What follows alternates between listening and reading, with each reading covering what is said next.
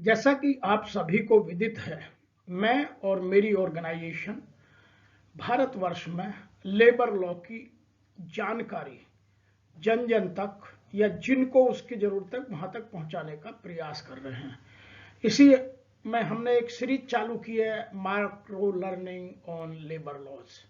तो labour law की जो छोटी छोटी जानकारीज हैं वो भी आप तक पहुंचे। और आज का विषय है common mistakes in chargesheet again misconduct. जब कोई एम्प्लॉय मिसकंडक्ट करता है और उसको चार्जशीट दी जाती है तो उसमें कुछ गलतियां जाने अनजाने रह जाती हैं, वो गलतियां से कैसे बचा जाए। सबसे पहले समझते हैं वो गलतियां होती क्या हैं।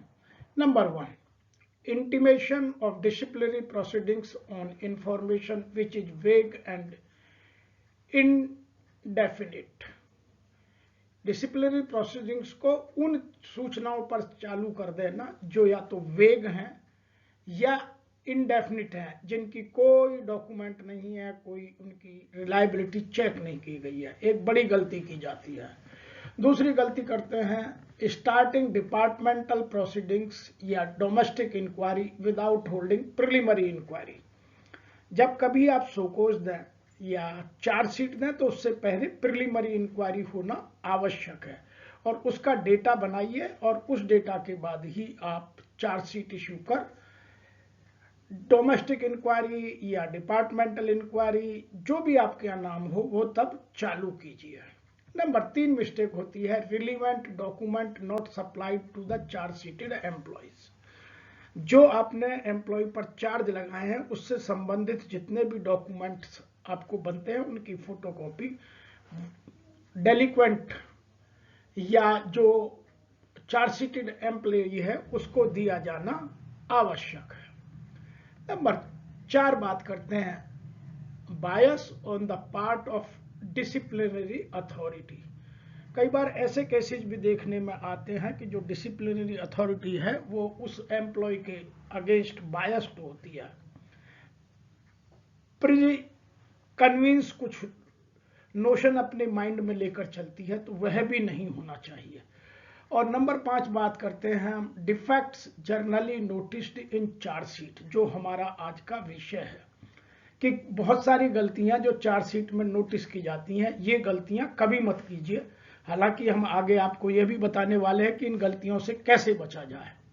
तो सबसे पहली गलती होती है date time and place of incident are not mentioned. कभी हम डेट डालना भूल जाते हैं, कभी टाइम डालना भूल जाते हैं, कभी ठीक से नरेशन नहीं करते हैं, कभी प्लेस भूल जाते हैं, कभी इंसिडेंट को उल्टा पुल्टा नरेट कर देते हैं। तो ये एक बड़ी गलती देखने को मिलती है।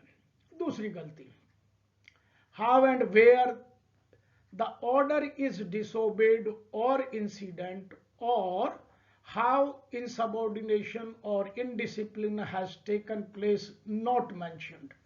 दो चीजें बहुत जरूरी हैं, how and where and what way। ये उसका क्रम में ही रहनी चाहिए। यदि क्रम ऊपर नीचे हो गया तो भी चार्जशीट गलत हो जाती है। नंबर 3 बात करते हैं incorrect description of the act और ओमिशन।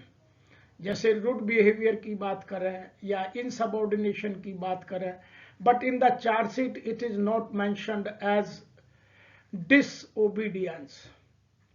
कभी कभी आपको चार्जशीट देने से पहले अपने स्टैंडिंग ऑर्डर्स को, अपॉइंटमेंट लेटर को, सर्विस कंडीशंस को, कंपनी की एचआर पॉलिसीज को और लेबर लॉ को भी ठीक से चेक करके ही चार्जशीट देनी चाहिए। जो चीजें उन सब में नहीं है उन सबको चार्जशीट देने में जल्दबाजी या गलती नहीं करनी चाहिए।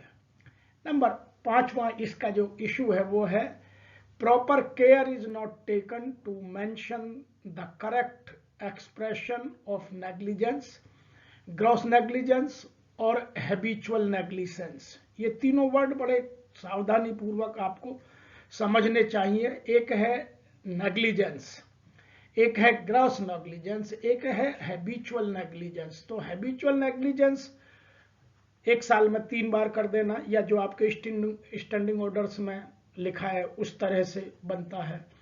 ग्रॉस नेग्लिजेंस वहां आता है जहां कोई बड़ी गलती की हो और नेग्लिजेंस छोटी मोटी हो जाती है, तो आप अपने यहाँ इन चीज़ों को चेक कीजिए।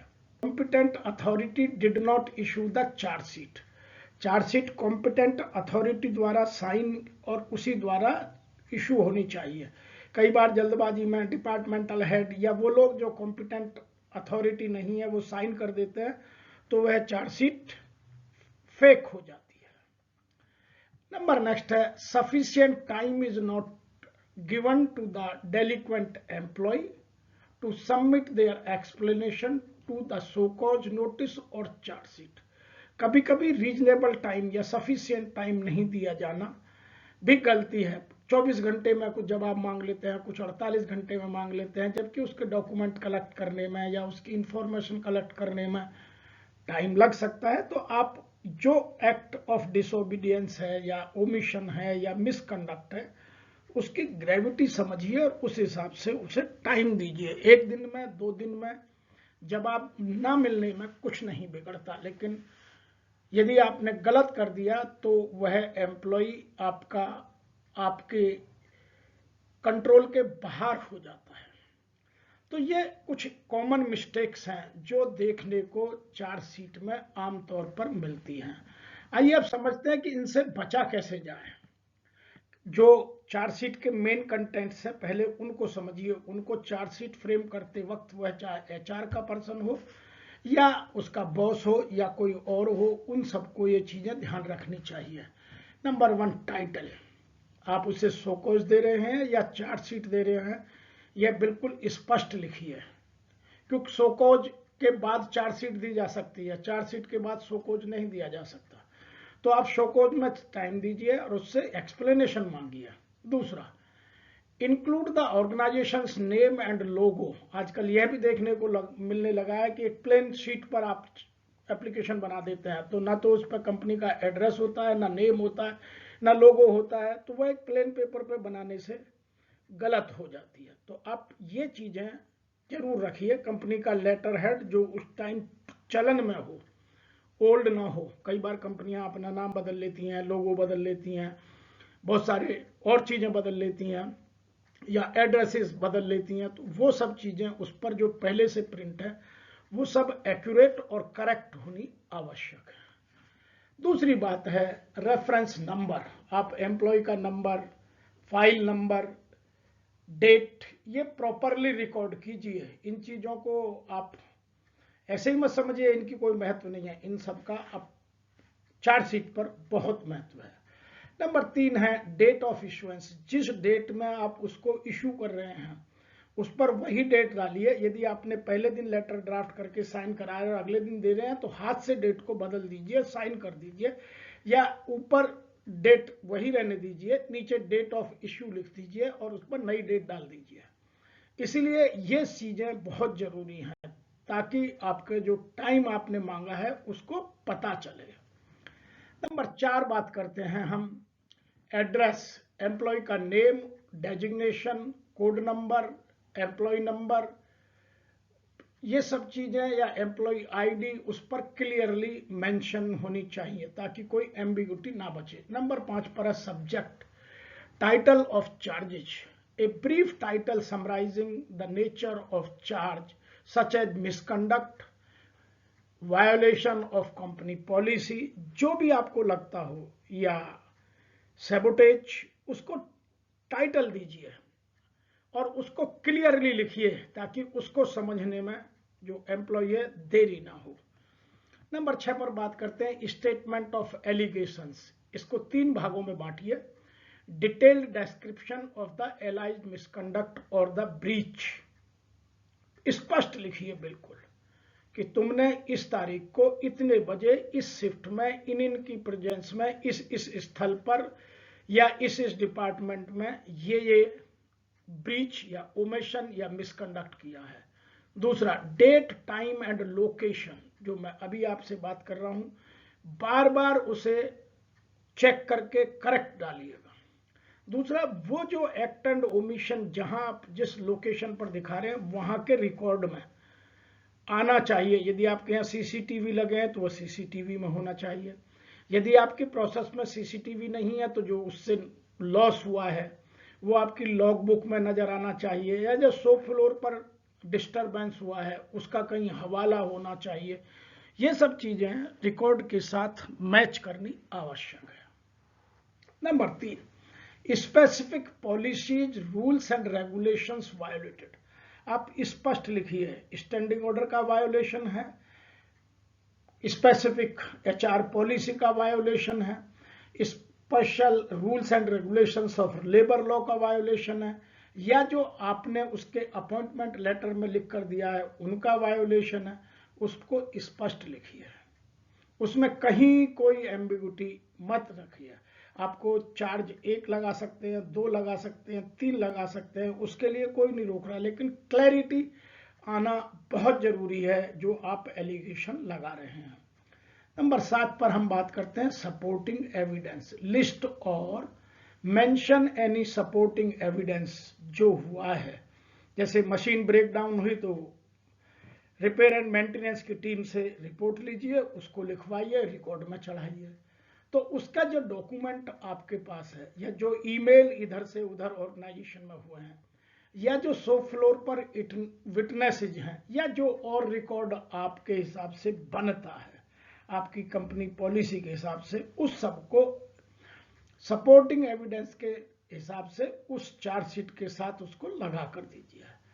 नंबर 2, इसी में जो आता है reference to where detailed evidence can be reviewed if not attached. यदि आपने अटैच नहीं किया है, कोई ऐसी चीज है जैसे आपने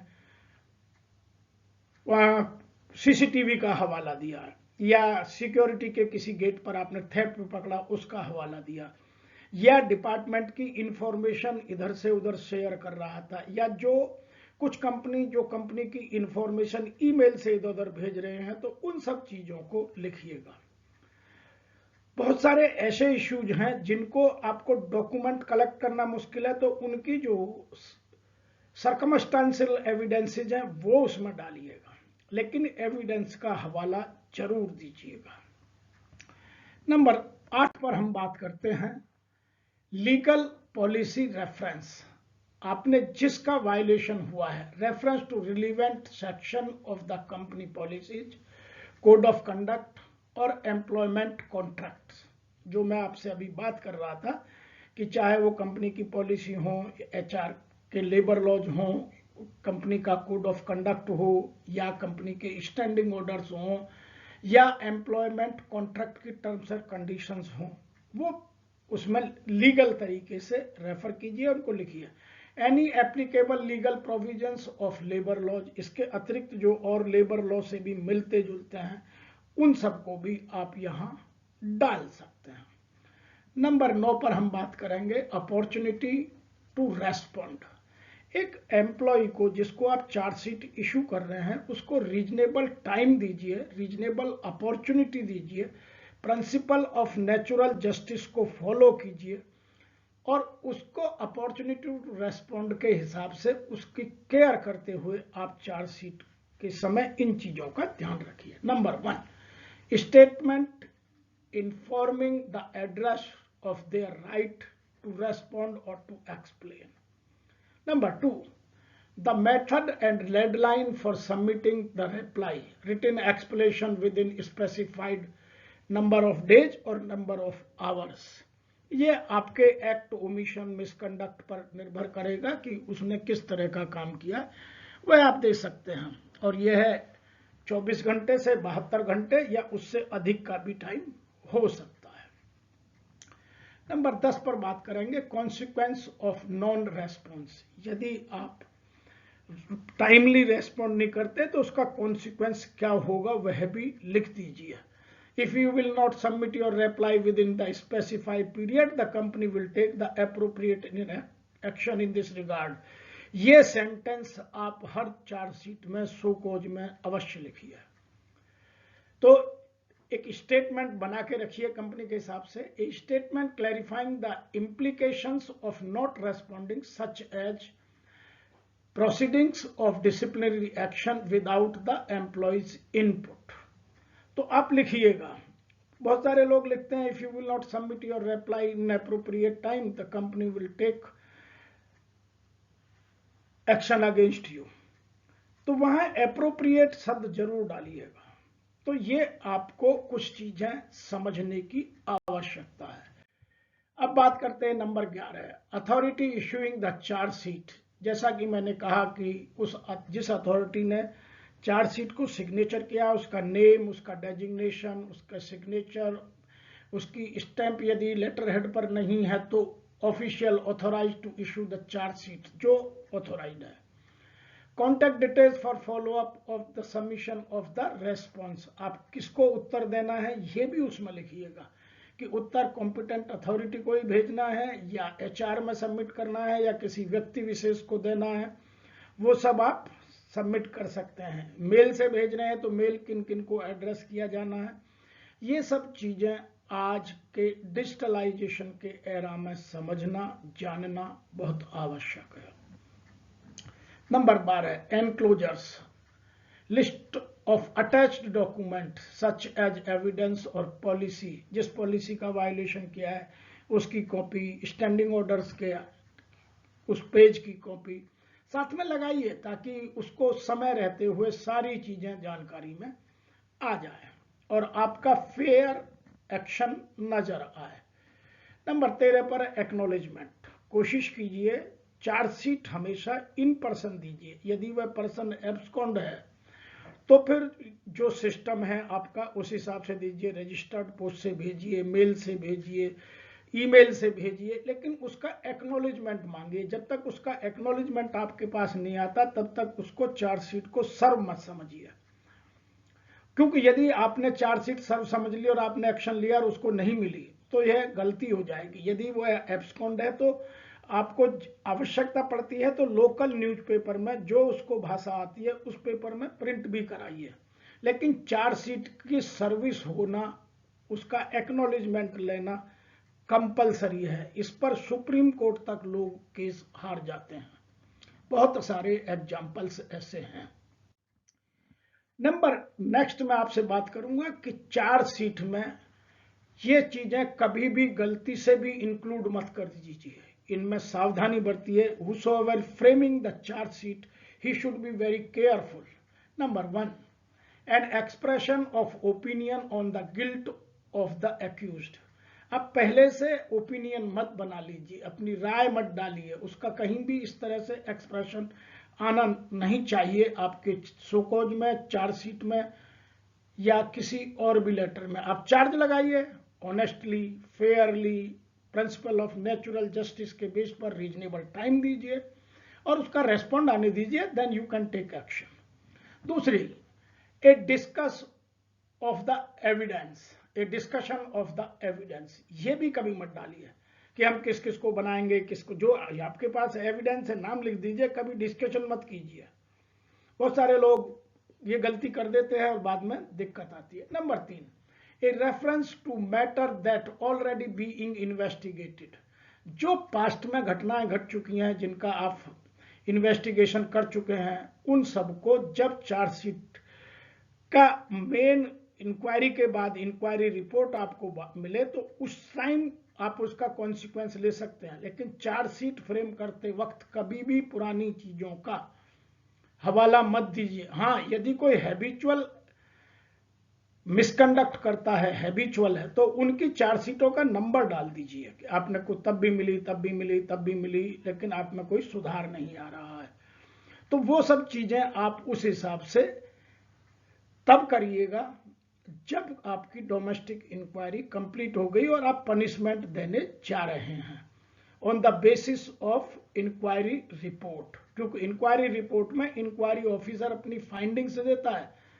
कभी भी गलती से यदि उसने अब पनिशमेंट लिख दिया तो वह भी विशिएट हो जाएगी, इसीलिए आपको उन चीजों से सदैव बचना है। नंबर 4 है an indication of proposed penalty, आप अपने भविष्य में उसके खिलाफ क्या पेनल्टी या क्या एक्शन लेने वाले हैं कोई इंडिकेशन मत दीजिए, ये गलतियां कभी मत करिए। तो और यदि ये गलतियां करते हैं तो आपके चार्जशीट वैसे ही वेग मान ली जाएगी। आपको आशा है कि यह वीडियो देखने में अच्छा लगा होगा। अच्छा लगा है तो आपको बहुत बहुत धन्यवाद और आप लाइक कीजिए, कमेंट कीजिए, शेयर कीजिए, सब्सक्राइब कीजिए और अपनी जानकारी पूरा कीजिए। आपको लगता है कि हम आपके काम आ सकते हैं तो हमें लिखिए, हमसे मिलकर अपनी जानकारी को और पूरा कीजिए।